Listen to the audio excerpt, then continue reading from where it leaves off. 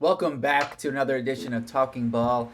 It's Jack here, and today we are looking at Johni Broome, one of the two or three best players in college basketball this past season. Spent his first few years of his career with Morehead State before transferring to finish out the last couple of years of his career with Auburn. And he got better each and every year. He'll be almost 23 when the draft takes place in June. He's 6'10", 240 pounds. He spent 5 years in college, and Broome is a really good player. He's a guy who led Auburn, which was one of the best teams in college basketball. Certainly one of the top four teams in college basketball this past season. He's got great touch in the paint. He can pass. He can defend around the rim.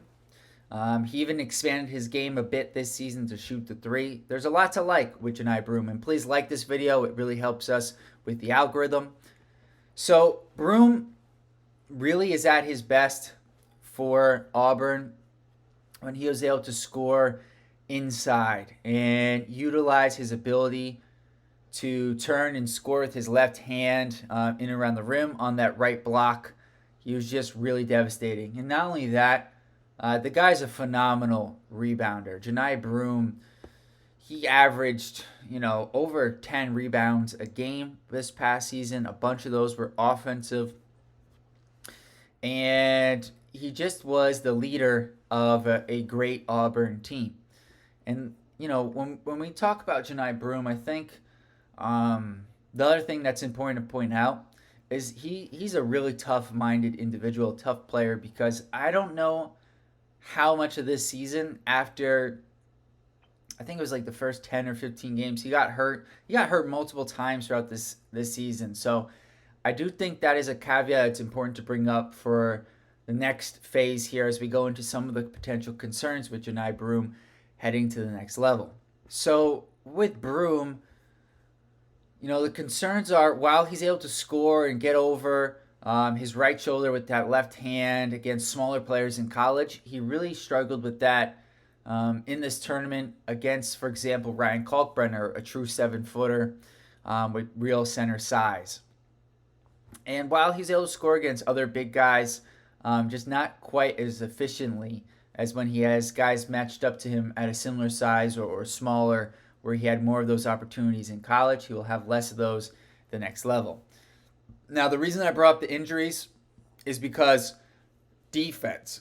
While he averaged well over 2 blocks per game, and he's a really good shot blocker and a good individual defender, especially against bigs, there's a reason Auburn started Dylan Cardwell and played him as much as they could, because they didn't want Johni Broome having to guard pick and roll coverage. He's got to be in the drop. And the reason I brought up the injuries, he had knee and elbow injuries throughout the season, maybe even another injury as well. He didn't move well as the year went on. And that is a big concern, because if he has to be a center, which is, I think, the role he's going to have to play, because we're going to get into one other issue in a second here, I just worry about his ability to defend in pick and roll coverage, because while he's a good shot blocker at 6'10", a lot of those were weak side block shots, and I just think at the center spot he's going to have a little bit less of those opportunities, which is where I think he's going to have to play. And I worry about his ability to stay with quicker players at the next level defensively. And offensively, while he's really good and skilled scoring in and around the post, I just wonder how many of those opportunities he's going to get in the NBA. And his shooting, just while he expanded his game, and good for him for doing so, it just wasn't there this year. He just didn't shoot the ball well. And we'll bring up the stats here to illustrate that point. So yes, his counting stats are phenomenal. Almost 19 points, 11 rebounds, 3 assists, 2 blocks, a steal.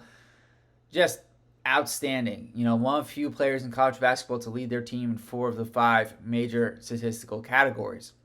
But he shot 51% from the field, good number, 28% from 3, and less than 60% from the free throw line. And if you pull up the splits, the stats here, so you guys can see a little bit more detail, shot 2.5 threes per game. Last year was a bit better, 36%, but still 61% on his free throws, 5 attempts per game. And this year, a little bit more attempts, and the percentage just isn't there. Between the defensive concerns and the shooting or lack thereof, I have concerns about Broome's ability to translate his game to the next level.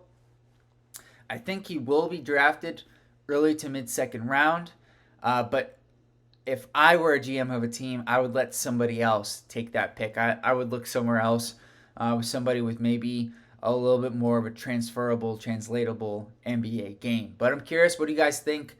Please subscribe to the channel. Let me know in the comments below. Until next video, peace.